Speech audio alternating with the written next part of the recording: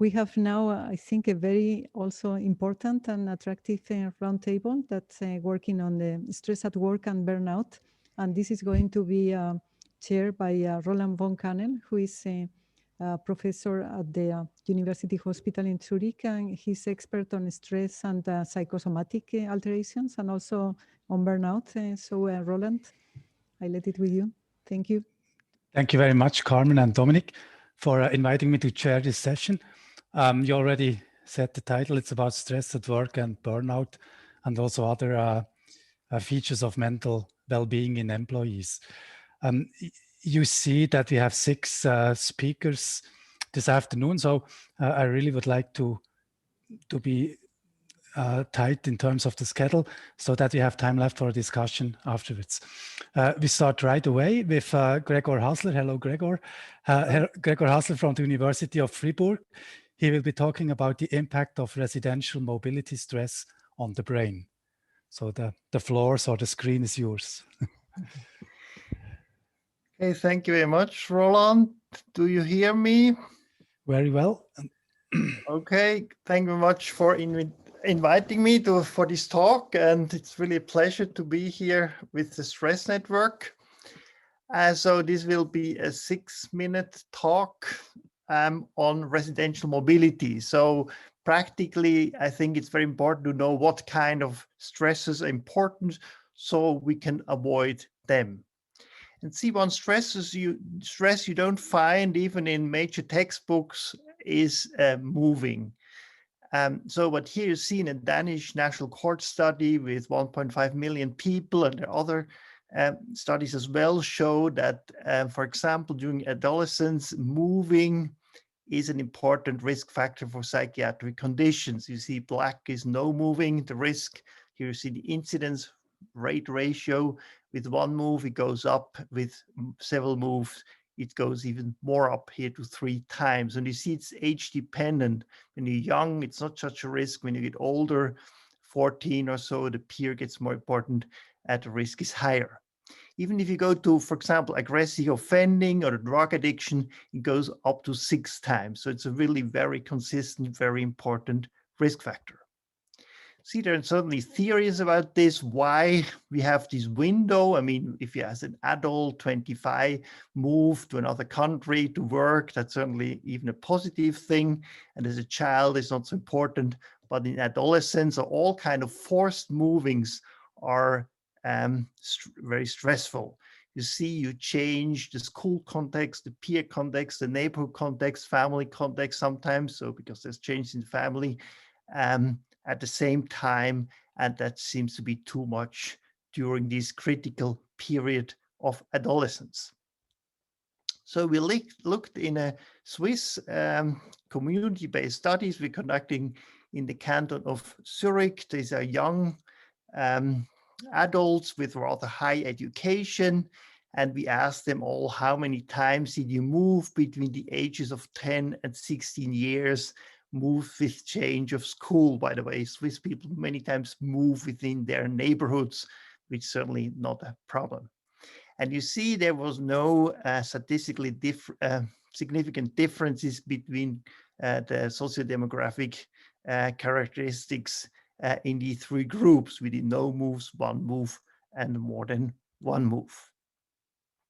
And when we look at anxiety measures, we had several anxiety measures. They all show significant effects. I'm just showing you social anxiety because I think that's a very important marker, for example, for risk of other psychiatric disorders or success at school and in professional life.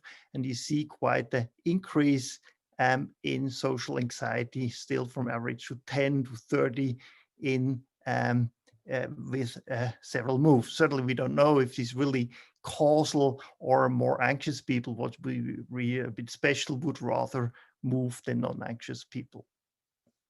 And here you see BDNF. We talked about what biological measures we take. So from a clinical perspective, BDNF is quite a good marker. Also, we know all the problems with different BDNFs, and in the platelet, there's BDNF.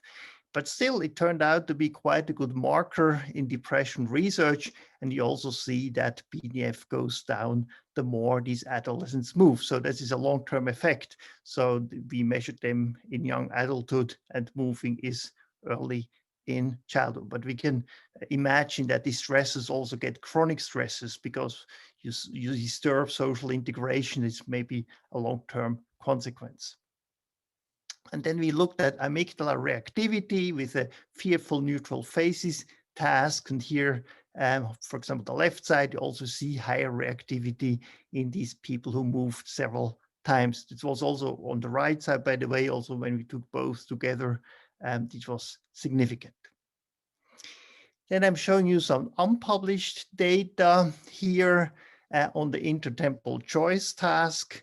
So there is a task where you can have a conflict between getting money right now or more money in the future. For example, do you prefer 300 Swiss francs right now or a higher amount in 6 and 12 months? You see 302 or 340 or 550 francs, and we transfer them both by bank transfer. So we look at everything is really equal, just the timing of the transfer of the money.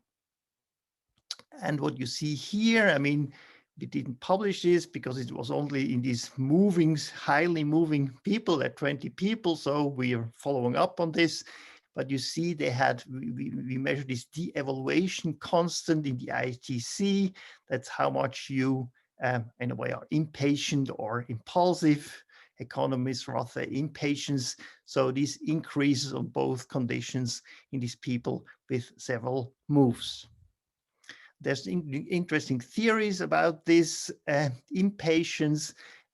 One theory is this life history theory, that if the environment is risky and dangerous, species or individuals develop rather a risky strategy with early sexual debut, many sexual partners, early age of reproduction, and take risks, loses for big gain, etc., because they know life is dangerous. That is one hypothesis, that in adolescence maybe there is some triggering of such a strategy. For example, we see this in patients with borderline personality disorders. Usually they have a lot of insecurities, of trauma, and then they develop a strategy where they always go for the immediate reward. And we know life is long, and in our very safe environment, usually that's a huge disadvantage. Sure, that's pure speculation, but this could be a way to look at this data. But it's all published in Frontiers in Psychiatry in 2020. And you see also a group: Melanie Heinz, Sabrina Müller, Ruth Tura, Christopher Ritter, Andreas Buchmann. They're all the team. We're conducting this cohort study in Switzerland, in Zurich. Okay, thank you very much for your attention. I'm done. Thank you, Gregor. I'm looking at questions. There are no questions coming in. Maybe I have a question. You were talking about stress induced by moving. Would you also say this applies to changing the workplace several times in a lifetime? Yeah, or is it really about? I mean, I'm doing this research because I made myself move to the United States and Zurich to Bern, and these moves are the most stressful things that ever happened in my life. So I have a personal motivation. But I think so. I mean, in adolescence, it seems to be pretty clear. When you get older, there is more variation. I mean, some people, they're the perfect movers, you know, they go there and, you know, they know people and they like the change. But more introverted people like me, they suffer a lot. And I think it depends on the person then. And so it's more difficult to show. And certainly has advantages through the moving. But I think in generally, moving is more stressful than people assume, exactly because you lose all these people in the neighborhood. And there are also other studies, they show that people close to you, meaning geographically close, they're really important for resiliency. And that fits very well into these data on social support networks. Okay, thank you very much. In the interest of time, I have to move on with our talks. So our next speaker is Irina Guseva Canu from the Unisanté of Neuchâtel, I assume, correct? talking about the research on occupational burnout at Unisanté. Thank you for giving me the opportunity to present the research. I can't see my screen, my own screen. Do you see it? We see a screen, but it's about pupil dilation. So I think it was a previous talk. Okay. Maybe I should say like this. Okay.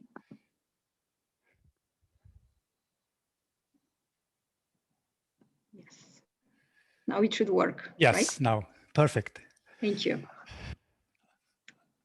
So I'm very new in the field and very excited to listen to all this new research presented and different area of your intervention and research. My research is very basic because I am epidemiologist, more specifically occupational epidemiologist. And I came to this, just remove. Yes, I came to the research on burnout and on occupational stress exposure because of this OmegaNet European cooperation, which is the cost action with aim to harmonize the exposure and health outcome information in epidemiological cohorts of workers. And in this network, the occupational burnout that I abbreviated as OB was the first outcome suggested for harmonization because the research is actually very difficult to summarize because of differences and heterogeneity in the measure of burnout and also in its definitions. So OmegaNet encompasses 38 countries, which are current participants, and in the task group on burnout definition, we have 38 representatives of different countries, which are listed here. So what we studied first is the question whether burnout or occupational burnout could be considered as an occupational disease. And for this, we conducted an online survey. We asked all the members to connect us with experts in the field and to answer the questions which are listed in the top of this table. And here, actually, I summarized all the European countries, or even more than European, because Turkey is also on the list, where the burnout recognition is already possible. And there is even more amazing situation in Latvia here, where burnout is already listed as a specific item on the list of occupational diseases. So, the second research we conducted was more specifically on the burnout definition. And for this, we conducted a systematic review where we identified a secondary and original definitions of burnout. As you can see, we had quite a large amount of studies included, which were only longitudinal studies. So we conducted comparative analysis and semantic analysis of the definitions that we identified.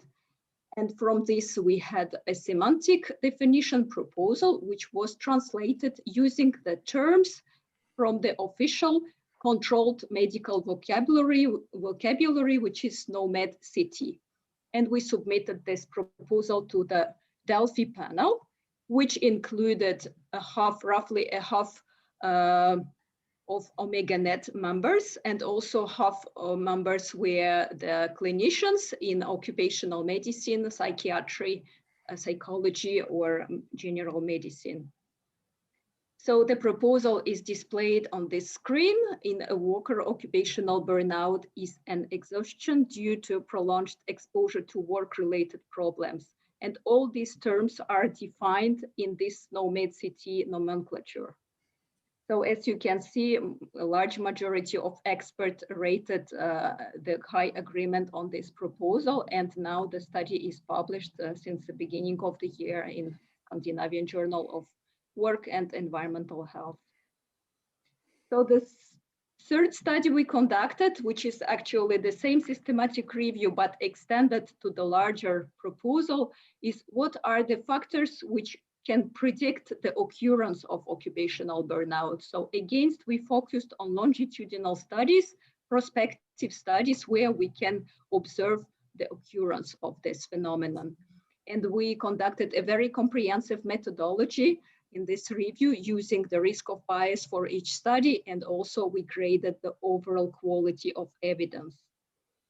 So we identified exactly 261 factors which we studied as potential predictors of occupational burnout, and among them we identified 13 which were significant predictors of this phenomenon.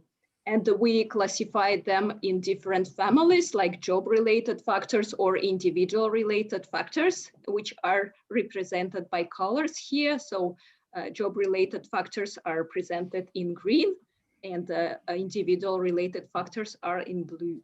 And as you can see, the factors which has harmful effect on the burnout occurrence are mostly job-related, and those which are protective against of the burnout occurrence are individual related. And this systematic review is actually the biggest one because we considered all occupations and all factors which were studied in longitudinal prospective way. And the final study we conducted together with OmegaNet is the assessment of psychometric quality of the burnout measures. So we considered 5 different burnout measures, including MBI, which is very known, OLB, CBI, and the others. And the conclusion is that those tools which are the most used are actually not the most valid. So I invite you to read this publication, which is just released now. And what we are doing now, and what I want to share with you particularly, is the study that we will conduct in Switzerland. It's already started. And the aim is to try to estimate the prevalence of occupational burnout in Switzerland. We have some indicators coming from national statistics, for instance, but we would like also to assess by a mapping study design, who are the actors, medical or not medical or from other fields, which intervene and interact with patients and burnout. So there will be this mapping qualitative study first, and followed with online survey, where we would like to describe the practices of different Swiss professionals treating burnout patients and compare their practices, just describe them, to have this diversity and maybe explore whether there is a need for the standardization of the early screening of occupational burnout. This is what I would like to share with you. And of course, I acknowledge the help of my students, partners, sponsors, and you for your attention and possibly collaboration. Thank you very much. So this was quite an effort to present 3 studies in 7 minutes. Perfect. I see no questions, so maybe we spare the questions for later on for the panel. Norbert Semmer, please. We can't hear you. Yes. But Norbert, your microphone is mute. Yeah, okay, no, can not. you hear me now? Yes. Can you hear me now? Okay. Thank you very much for this presentation. I just wondered, I mean, there's a big discussion if burnout is a phenomenon in its own right, or if it's simply a form of depression. I mean, Renzo Bianchi is one of your co-authors. He has a very strong opinion on that. How would you consider that issue? Actually, it's a question I suggested for the panel discussion because I have no opinion on it. And maybe it's also why this OmegaNet group designed me as the leader of the task, because I am a very neutral person. I have no experience, no opinion. I just want to study and to discover. Yes, I would like to suggest to spare the question for the panel. I think it's a very interesting one. Thank you. Okay, so let's go on. Thank you very much. Let's go on with Laurenz Meier from the University of Neuchâtel. Social aspects of work stress and burnout. Please, Laurenz. So, yeah, okay, I guess you see me. So hello, everybody. My name is Laurenz Meier, and I would like to talk about the social aspects of work stress and burnout. As mentioned, I would start with, I will start with burnout. Now, Irina already presented it. which is, according to a well-known definition by one of the founders, Hasler and the colleagues, a prolonged response to emotional and interpersonal stresses. So it's something that can occur among employees who work with people. Is also part of the definition. So obviously the social aspects of work may very likely play an important key role for burnout. Now, however, also as Irina already suggested a bit, it has clearly been shown that not only social stress, but many other work stressors, such as, for example, work demands, organizational constraints, are linked to burnout. And moreover, we also know that workers from many different professions, so not only social professions, are affected by burnout. So I therefore will not only focus on burnout, but employee well-being more generally, and how this is related to social aspects at work. Now, in order to study the importance of social aspects on employee well-being, I use data from a Swiss study with about 3,500 employees from very different professions. So in this data set, I have a variety of well-being indicators. So I have emotional exhaustion as a core symptom of burnout, but I also have somatic complaints, sleep problems, and job satisfaction. So it's worth mentioning is all self-reported outcomes. Now, I tried to predict these different outcomes with different work stresses and resources that are listed on the left. And now for today's talk, I would say the most important part it's the conflict and the social support, so the social aspects of work. And now in terms of explained variance, we can see that these 8 predictors altogether explain between 9% for sleep problems to up to 39% for job satisfaction. Now, the more interesting part is how these different job stresses and resources can predict these well-being indicators. For this, I did a relative weight analysis. And now we can see that, for example, for exhaustion, time pressure seems to be the most important predictor. So it explains, now how to read this, it explains 28% of these 29% of the explained variance. So it seems to be the most important predictor for exhaustion, but we also see that the conflict and social supports play an important role in predicting exhaustion. Now, for all the other outcomes... Excuse me, Laurenz. I and I guess some other people only see your title slide. Really? Yeah. Yes, it's the same here. Exactly.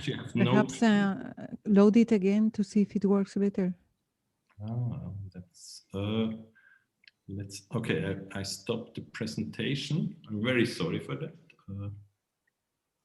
See what but thanks for interrupting me. Also, this is usually considered as stressor. We could follow you.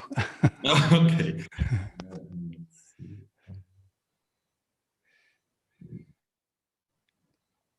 Maybe you try to share your screen one more time.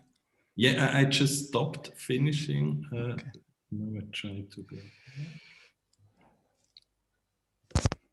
Now we're doing home office for almost a year and still having issues.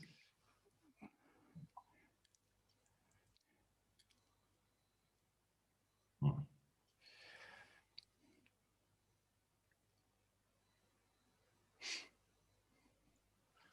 I suggest you just go on and talk slowly. I think we can follow. Okay. Yeah, in the interest of time.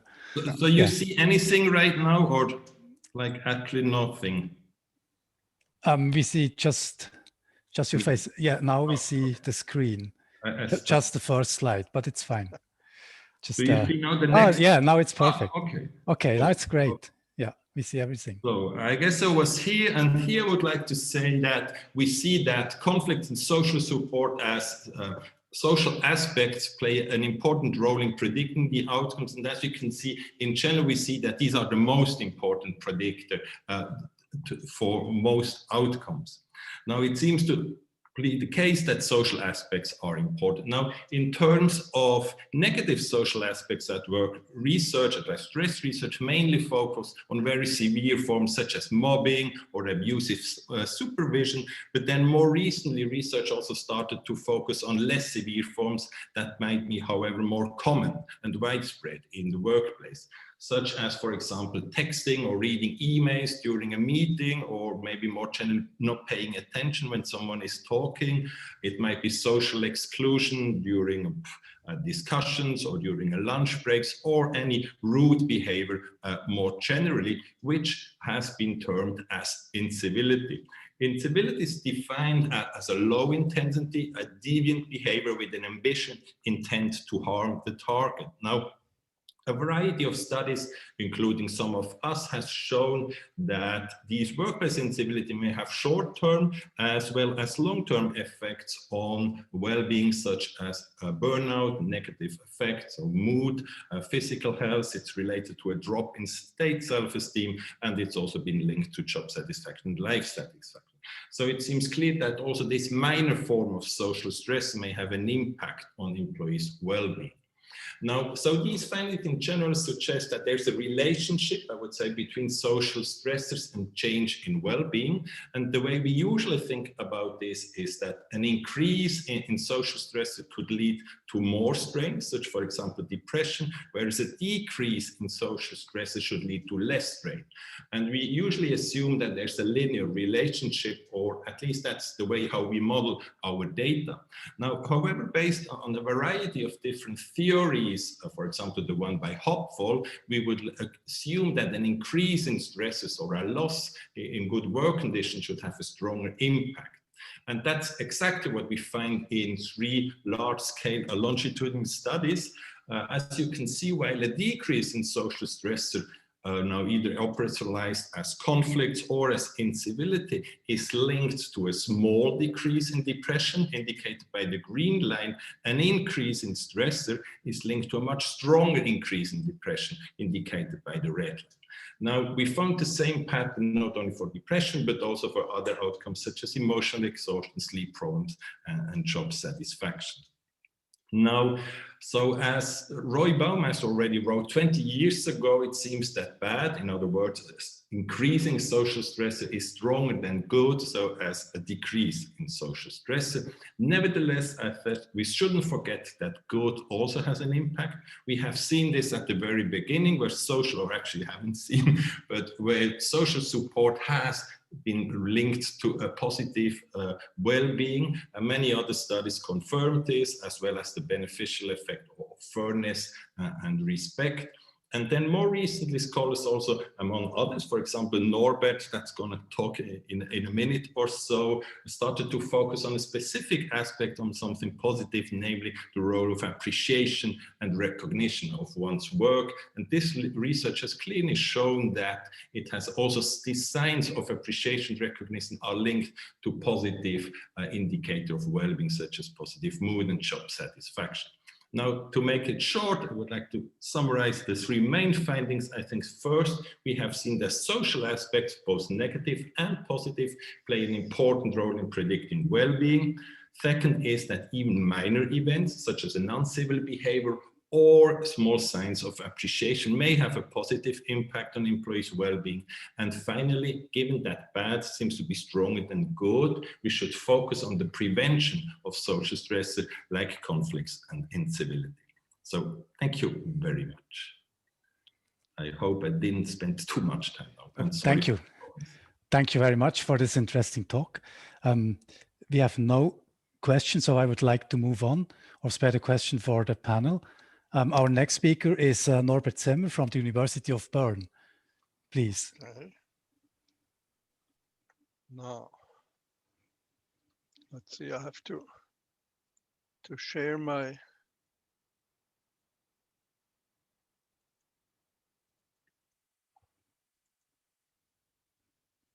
Can you see my screen now? Perfect, thank you, yes.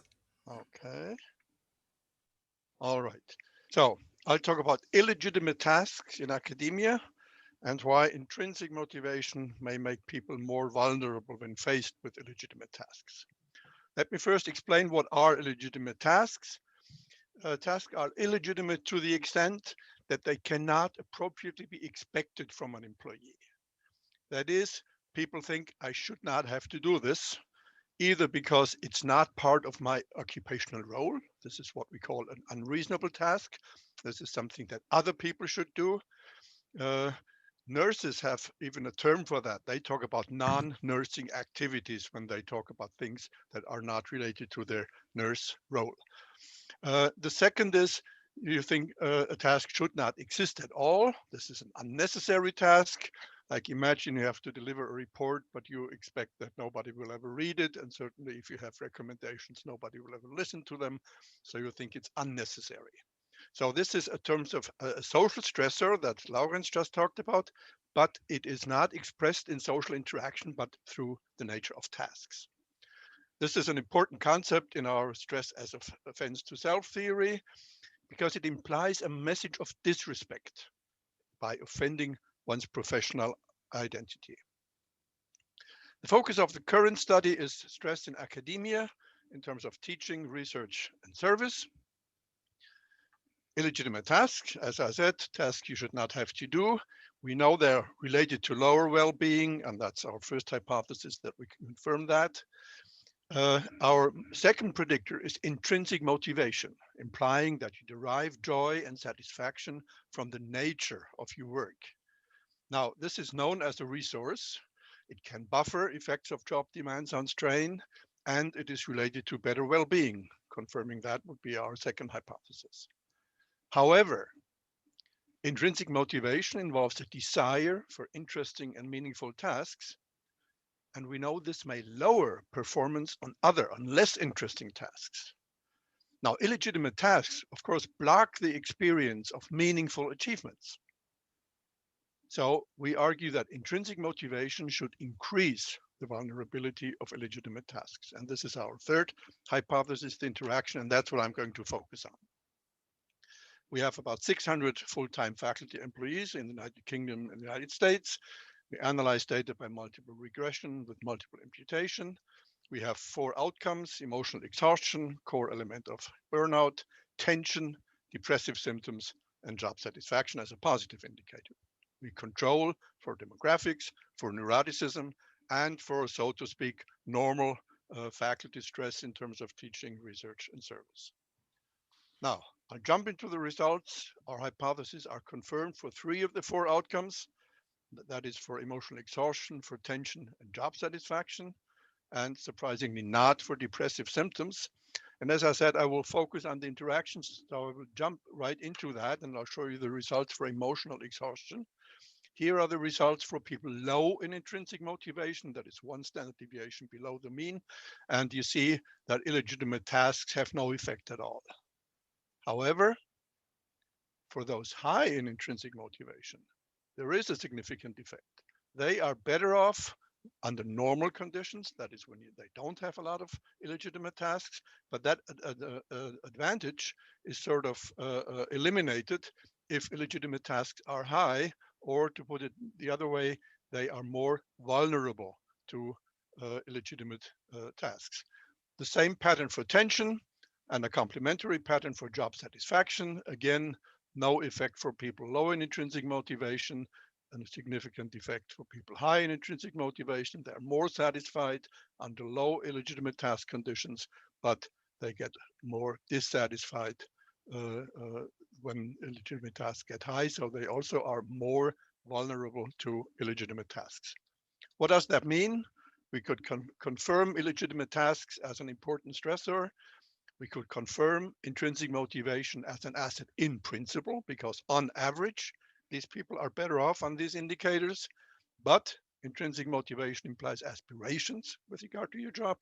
Your work should be meaningful and interesting and related to your occupational identity, that is to the core tasks that define your occupational role. Illegitimate tasks block exactly these aspirations. They make it difficult to experience meaningful achievements, and that turns intrinsic motivation into a vulnerability factor. On the practical side, of course, employers also profit from intrinsically motivated people, but only if they offer tasks that are meaningful and offer opportunities to confirm one's occupational identity. For further research, I think this may apply to other resources as well, specifically to resources that are close to the self, like self-esteem or self-efficacy. Of course, on the limitation side, this is a single study, it's cross-sectional, so replication is required and longitudinal replication is required. But I think the study does offer reasons to think about aspects for which resources may imply higher vulnerability. And what's likely important there is threats to the self. Thank you very much. Thank you very much, Norbert. This is highly interesting. I think this will be provoking later on if you have a discussion. Yes, Carmen, please. Yes, thank you. It's very interesting. I have a question maybe to understand. So the intrinsic motivation is generic, or it's related to this particular job that they do? It's a more generic trait. That's more general. It's a more general measure. But it basically says I derive joy and satisfaction from the nature of my work, from interesting work, and so on. Okay, I will ask you what instrument you use to measure it. I'm very interested in this. Yes, I have to check. Yeah, I will send you an email. Thank you. Oh, sure. Thanks. Go ahead. Yeah. Right. Maybe I can ask a short question. So there's a term, I don't know whether it's a so scientific term, it's called the bullshit jobs. And don't you say, would you say that employees have to be low intrinsic motivation so that they can stand bullshit jobs? Sort of, I sometimes when I teach leaders and they ask me, how do we find stress resistant people to hire? My first answer is a cynical one. And I say, find somebody who doesn't care. Because if you don't care, you have no goals, and it's difficult to stress you. So indeed, that's sort of the sad aspect. But of course, I would argue for having interesting jobs for people, and then they can be intrinsically motivated and profit from it. Thank you. We move on to Birgit Kleim from the University of Zurich. Birgit, please. The screen is yours.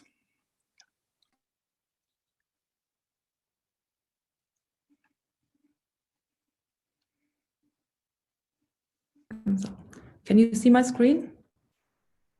Yeah. Yeah, okay.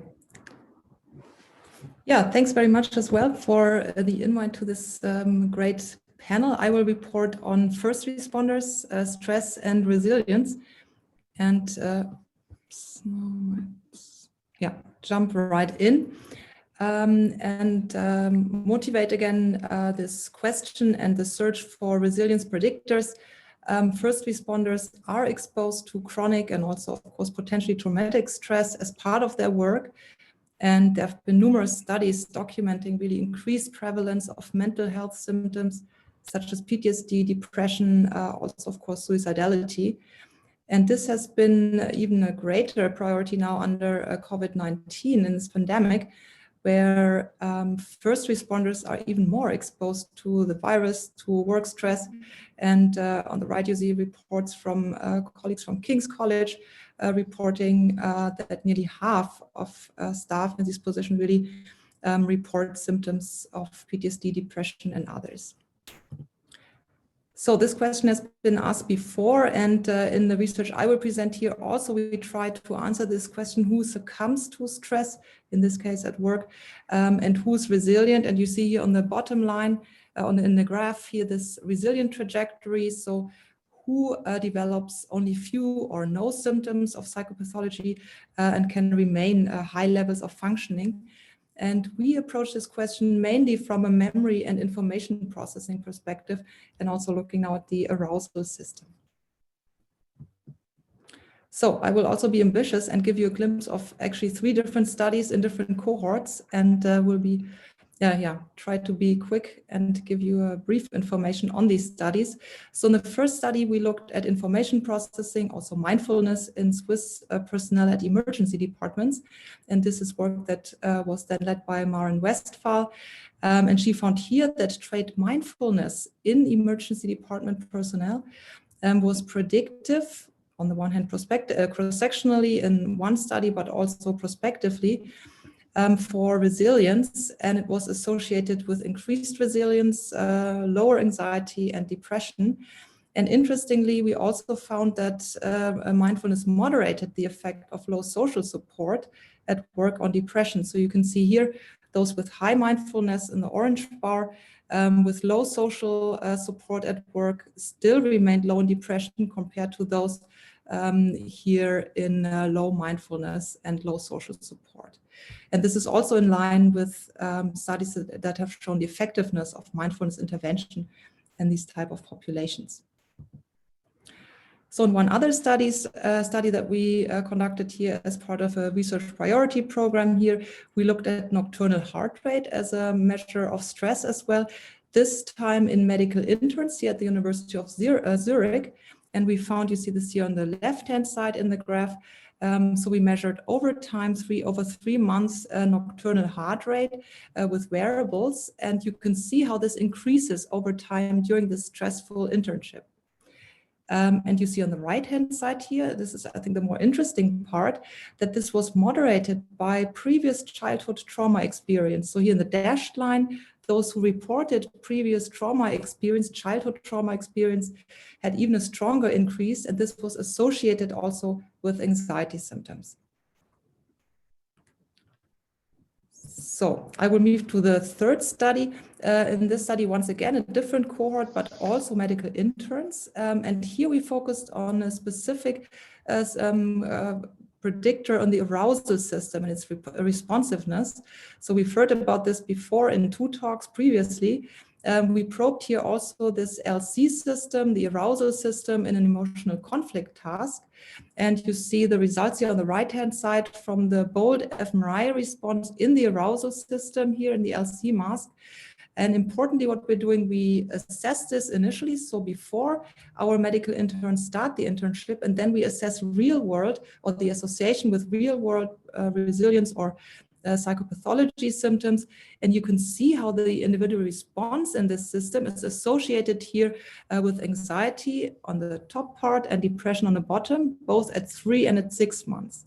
So a smaller conflict response in this LCNE system prospectively then was associated with real world resilience and less anxiety and depression. And this is work that was mainly led by Markus Grüschow, who was shown before. And also in this study, we looked at the pupil dilation response, which is potentially an interesting marker because it's more easily obtainable and an established measure of LCNE activity. We've heard that also from Sylvia before. So reflecting arousal, and here we find actually the same association from this potentially a little bit more easily obtainable signal. So I will just move for the final slide also on some ideas how we can use results such as these to inform also prevention and intervention science, because we also, of course, want to help first responders. And I think these evidence-based and empirically based interventions are strongly and direly needed. And the idea is, and we saw that also in some of the work that Dominic, for instance, showed that such standalone, potentially smartphone-based, app-based measures also in this cohort would be relevant, that are fast, easily accessible, and for our cohort here also can be integrated into busy life, busy work life. And we have in our group now looked at 2, or just initially tested 2 versions, for instance, the COAST program, Corona Anxiety and Stress Resilience Training. That's a web-based program we developed together with colleagues in Bern, based also on our own empirical and experimental work with several modules, mindfulness, self-efficacy, memory interventions, and so on, a self-paced program. And we could show the feasibility of this in first responders. And I also want to mention, but this is not so much targeted so far to first responders, but in Horizon 2020 Dynamo, a European project, we developed a smartphone app, which is a single module that targets positive reappraisal, also standalone. So there are potential options that are currently under test. And I just want to summarize and also provide some outlook. I showed you some work where we try to identify, on the one hand, self-report, but also lab-based experimental predictors of real-world resilience. And we currently look into testing larger predictor sets, also using potentially machine learning models to then obtain also feature rankings. So what are the best predictors, and also investigate their interactions. And our idea is to continue to translate these into interventions. I just briefly mentioned this COAST web-based program, but also, of course, based on the arousal work, one could try to look at neurofeedback interventions targeting the arousal system. There are already existing works and papers on that. And of course, I think we would all concur in this panel that mental health and resilience of our health workers have really immediate priority also in the current pandemic, and we should really strive to provide access to effective mental health programs, and of course also beyond the pandemic, really to build a resilient workforce outside this crisis to then strengthen resilience in a crisis such as the current one. So I just want to thank foremost also, of course, members of the team that conducted these studies. And also on the top you see Matthias Schaffmann-Müller, who is the head of Schutz und Rettung. We collaborate a lot with them, also with the medical faculty and medical students, and of course our funders. And thank you very much for your attention. Thank you. Thank you very much, Birgit, for presenting this, I would say, really clinically relevant studies. Also in terms of interventions, we hope will follow from these very interesting data. Okay, last but not least, of course, we come to our last speaker. It's Antje Horsch from the University of Lausanne and the CHUV on work-related stress and mental health symptoms in midwives and NICU nurses. Please, Antje.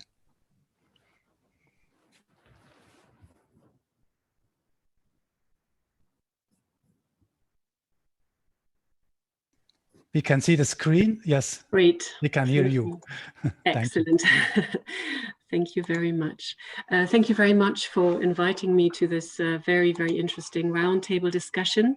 So today I'm going to talk to you about mental health symptoms and work-related stresses in hospital midwives and NICU nurses.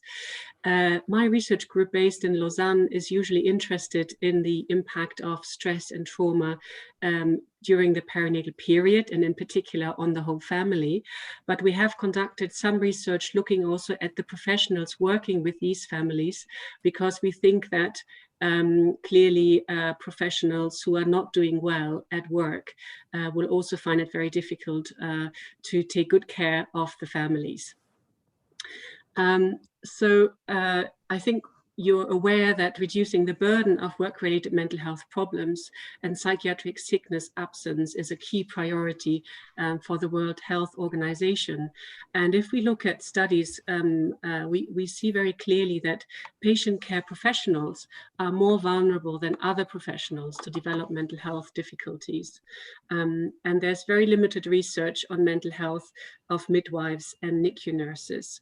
And in particular, we were interested in looking at a distinction between traumatic and non-traumatic work-related stresses, because clearly the mechanisms and also the therapeutic interventions or approaches would differ depending on the nature of the stressor. Why might these two professional groups be of interest to us? Well, if we think about midwives, this is not something that immediately comes to mind. However, unfortunately, midwives regularly have to manage traumatic births and traumatic perinatal loss events. So it's not just always happy births that they accompany. Research shows that the principal fears of midwives are related to death, medical emergency, and being the cause of a negative birth experience. And there's also one study showing that high empathy in midwives is associated with a higher risk of PTSD. If we think about neonatal intensive care unit nurses, we don't have really any data on this population, but if we look at ICU nurses, so those working with adults, then we find some data clearly showing that this intensive care staff is regarded as particularly vulnerable compared to other healthcare professionals. And this is probably because they frequently encounter acute stresses, such as dealing with dying and with death, and having to respond on a very frequent basis to critical situations. And there's often very little time, in fact, to recover between those traumatic events. So I want to briefly show you some data from 2 studies that were aimed at assessing and comparing work-related mental health symptoms in these 2 professional groups, with the aim also to identify and compare work-related traumatic and non-traumatic stresses. And finally, we also wanted to compare the work-related mental health symptoms in midwives working in a hospital in Switzerland, as well as in Japan. So we did a cross-cultural comparison. And these studies employed a mixed methods cross-sectional design, and we did an anonymous online survey in Lausanne, Geneva, and Canu University hospitals. We used very common, standardized, validated measures, which I think you'll all be familiar with. We also asked a qualitative question. So there was a qualitative part where we asked people to please briefly describe work-related stresses you have encountered at work in the past year. And there was space to write down several stresses, several situations. What were our main findings? Overall, we found that in Switzerland, there were high levels of secondary traumatic stress, burnout, and anxiety symptoms reported by these 2 professional groups. On the right-hand side, you can see those 2 graphs with the nurses on the left-hand side and the midwives on the right-hand side. And you can see here the % of professionals who reach the critical threshold on those mental health symptoms. When comparing those 2 groups, we found that NICU nurses had more secondary traumatic stress symptoms, but less anxiety symptoms than midwives. We then had 2 independent raters who looked at all the qualitative examples that people had given. And according to the DSM classification of a traumatic stressor, they independently rated those situations as to whether they met the criteria of a traumatic stressor or not. And then also they categorized them according to different themes. And we ended up with stresses categorized into working environment, care procedures, dealing with death and dying, and case management. And what we found that overall, nearly half of the stresses reported by our participants were traumatic, according to the DSM criteria. We didn't find any difference between the 2 groups in relation to the traumatic stresses, except for the stresses related to the working environment, where NICU nurses reported more traumatic stresses. So I just give you a very brief example of NICU nurses related to a working environment, a traumatic stressor, resuscitation in the delivery room of a newborn at term, and this was in connection with poor management of childbirth. And a non-traumatic stressor was unable to support patients and especially the parents for lack of time. And we then also have examples for midwives, but I think I'm going to move on because of time. When we compared our staff with staff in a university hospital in Japan, in fact, we found that midwives in Switzerland reported higher levels of a subscale of burnout called depersonalization, which was, I think, quite well explained earlier on. And we also found that the midwives in Switzerland reported higher levels of secondary traumatic stress symptoms. So you can see this here highlighted with the stars. So just to wrap up then, we found that NICU nurses compared to midwives reported more secondary traumatic stress symptoms, and we think this may be because they encounter more frequent traumatic work-related stresses. We showed you some first cross-cultural data on midwives, but clearly more research is needed, also using other designs, ideally prospective designs. The limitation of these studies is that we only assess the subjective appraisal of work-related stresses. And of course, we did not look at objective factors related to the working environment, for example, and also we didn't look at protective factors. just very briefly then, what are the implications looking at an individual level? And I think Birgit nicely gave some examples there. One could think about the teaching of coping strategies to deal with anxiety, deal with stressful situations, or perhaps strategies to change the subjective appraisal of those traumatic stresses. But there are clearly also organizational implications, such as the importance of giving staff more time to recover in between those frequently occurring traumatic events. Also measures to increase the social support at work, peer support amongst colleagues, but also the support of the hierarchy. And one could think about sort of regular screening for psychopathological symptoms, and then of course providing access to professional help if this should be necessary. So I would like to end up my talk by just very briefly thanking my wonderful group here in Lausanne, and I would like to thank you for your attention. Thank you. Thank you very much, Antje Horsch, for this interesting cross-cultural talk.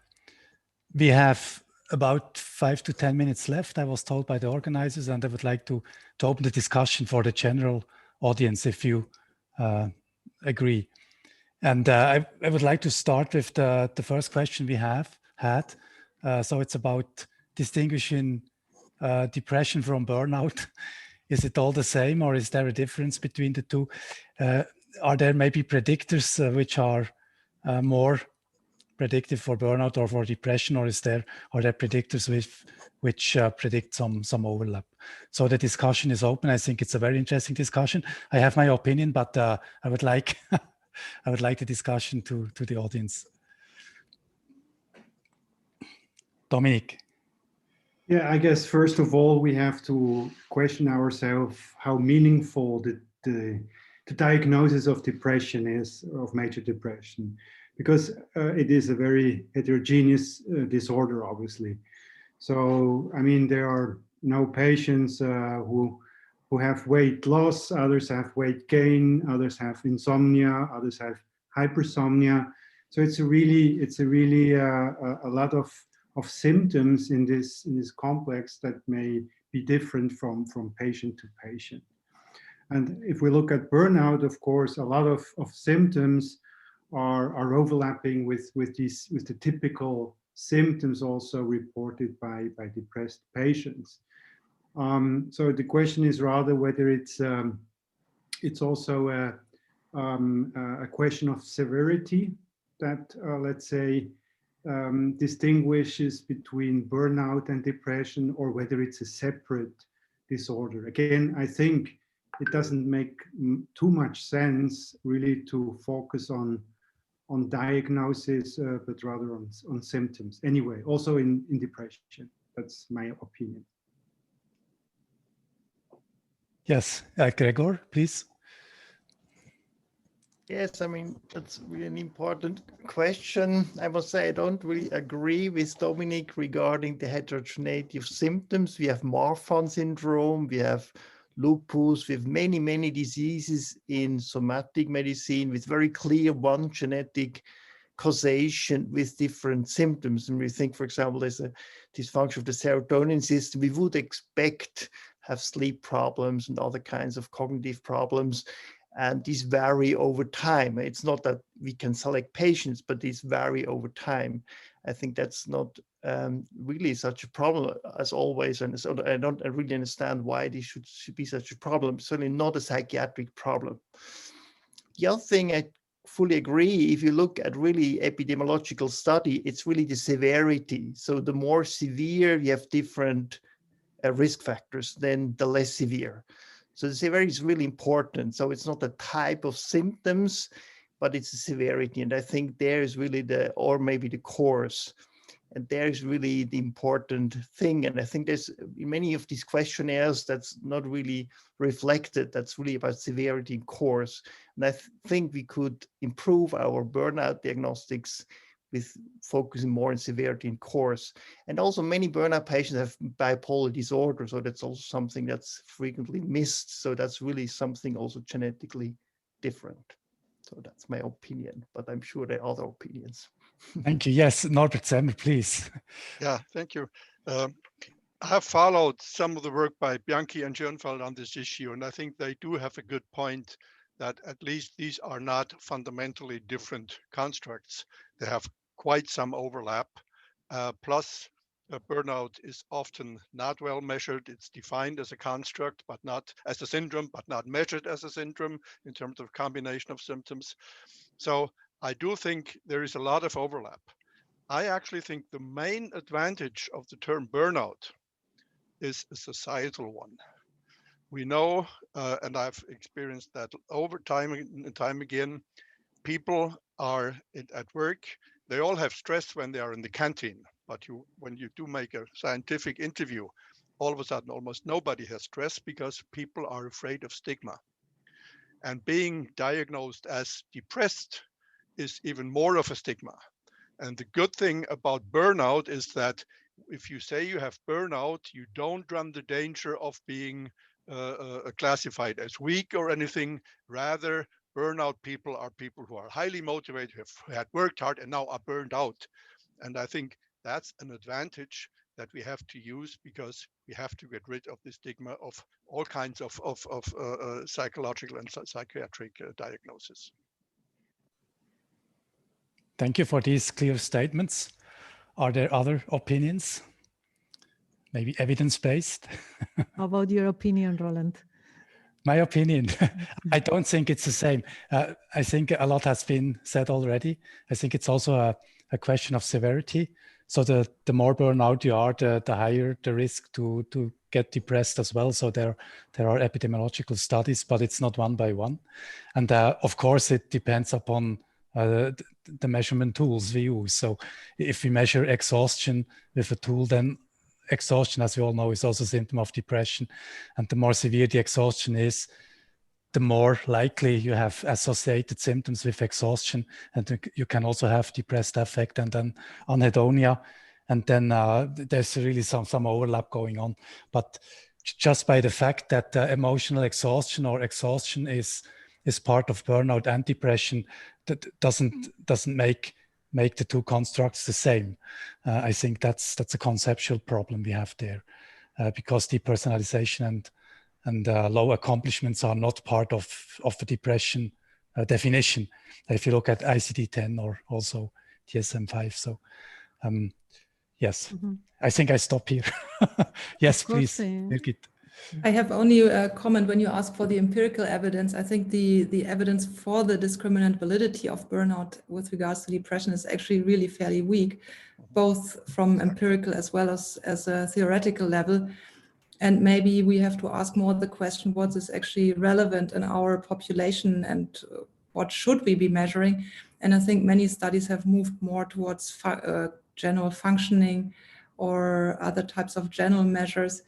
And I think the problem of the diagnostic categories that Dominic mentioned initially is a big one. And only this week I've heard it on 3 occasions for 3 completely different diagnoses. And in PTSD, one of our colleagues wrote once how many combinations you could potentially have. And there are so many, it's also extremely heterogeneous. So I think that's a general problem that we face. And we should, I think, more look at functioning or decide what we are actually measuring, what's relevant for specific populations. Yes, or really look at the symptom level and diagnostic approach, certainly. May I add 120,000 combinations to get PTSD? Yeah. Okay. Yes. Are there other points or opinions? Maybe suggestions to solve the problem? I mean, I had another question. Irina, you showed, I think it was the second paper, you looked at the validity of 5 burnout measures. And as I said before, they don't measure all the same. Every measure has exhaustion in it, but not all of them have exhaustion.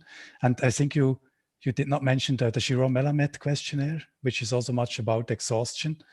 And it's really, some people say burnout is what the tool measures, at least in terms of the Maslach burnout inventory. And I think it really depends upon the measurement. Yeah, well, for conducting this work, we actually learned a lot from psychometrists, and we read a lot of handbooks because nobody really do agree what is the validation of a tool for subjective measures. And when we worked in collaboration with Neuchâtel Institute for Occupational Health and University of Lausanne Faculty of Psychology, we actually listed 17 properties to be assessed when validating a tool. And when we just screened all the 5 tools that we considered, and we excluded Chiron because it was less used for medical professionals than the others 5. And we just assessed the completeness of the validation process by how many properties were checked, by how many studies, and how was the content validity, which is the most important property of a tool.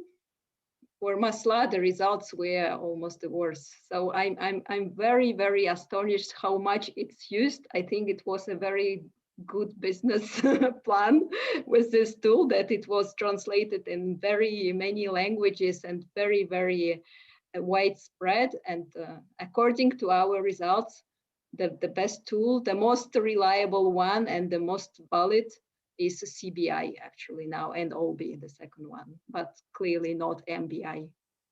So yes, the construct we can discuss, and clearly by the definition, which is now considered as harmonized, at least for OmegaNet panel, burnout is a state of exhaustion, emotional and physical exhaustion. So MBI measures this dimension in one of 3 dimensions, many other tools. Maybe in the future research I would direct or launch, I would focus on this dimension, exhaustion, how to measure it, the physical exhaustion, emotional exhaustion, and all concepts and the measures that you presented, biological measures, other markers are probably useful to combine to better understand what would be the good way to separate or to distinguish people in burnout from the depressed one. But I agree that severity is helpful to discriminate, yes. Thank you for sharing the experience. Do we have some time left, Carmen or Dominic? You want to address a final issue? I think we have a few more minutes left. I have another question which came from Norbert Semmer actually. Should we strive to recruit stress-resistant workers, and on which, based on which criteria should we do this? And what do we do with the non-stress-resistant workers? Or I would have a suggestion: should we train all of them before they start working? How could we? Yeah, how could we screen stress-resistant workers? I mean. Well, I mean, there are of course measures on resilience. And that is basically possible. And resilience is not the same as stress resistance in that sense. You know, if you never have stress because you don't care, you are stress resistant. Resilience means you are stressed, but you bounce back, you come back. That is, you have coping mechanisms, etc. So everything that has been mentioned about stress management training in the talks we heard would be important here. At the same time, however, I think we have to make sure that people in their jobs are not overly stressed, either in terms of a traumatic single stressors, or what's the major problem in many occupations, sort of a more moderate but constant level of stress where people cannot recuperate from, etc. So I think we always have to think of both. Teaching people, if they are not stress resilient, teaching them resilience, and offering working conditions that allow them to develop resilience and to profit from it. I would agree with that. I mean, being a clinical psychologist, I'm also guilty of the fact that we often try to find solutions for the individuals. Yeah. But actually, I think that systemic interventions, organizational interventions are just as important, and one could even argue even more important, and should be prioritized. And I think, we can now start a big philosophical discussion about what does work mean in our society and all the rest of it. But I mean, being affiliated with the hospital here in Lausanne, it does strike me as particularly surprising that there aren't any major strategic plans in relation to stress at work, in relation to prevention strategies, and that's something that strikes me as very surprising. You would think that large organizations should have done this work and should really be engaged in a sort of not only intervention program, but also have strategies for prevention, and perhaps that's something that we should all try to argue for and advocate more. May I make a comment on that? That sort of ties both of your talks with my talk on legitimacy, because you have, with first responders and midwives and so, you have jobs that are intrinsically quite stressful, and many of these stressors are hard to avoid. We have studied, Laurenz and I and others have studied what we call illegitimate stressors. You can't, if you're a first responder, you will find people that are sort of heavily injured and that's stressful. But if in that situation, a device doesn't work because it's not adequately maintained, that's an unnecessary, illegitimate stressor, and that's double stressful in that situation. The same with the social stressors that Laurenz was talking about. If you are in a difficult birth situation and you have somebody not giving social support or making derogatory remarks in that situation, that's an absolutely avoidable, unnecessary, illegitimate stressor. And I think that type of stressor can be avoided even where others, like in these situations, cannot. Okay, yeah, Gregor, maybe the last comment. To add something, I mean, what you said, I mean, you brought this up in your talks about these positive aspects. I see that, I mean, just this talk about stress when you go to companies, also with people, then so certain firms only focus on stress and reducing stress. But I think this reward side is extremely important. So if Absolutely. people are rewarded, they have a perspective, then they are very resilient. So I think in this assessment, we should not just focus on stress, but also on, for example, neurobiological and the reward system. So I'm always listening how many times I hear the word reward in a talk, or it was rare today, but I think that's possible. We talk about resources. Really a lot of it, also scientifically, not just journalistic. No. Yeah, you're absolutely right. I mean, there's the model by, you probably know that, by Johannes Sigris, the effort reward imbalance. So it's actually there. Yeah. Okay, I think, do we have to stop the panel discussion? And I give the word back to Dominic or Carmen for closing remarks. Thank you very much, all speakers. It was very interesting and motivating to do further research on these topics.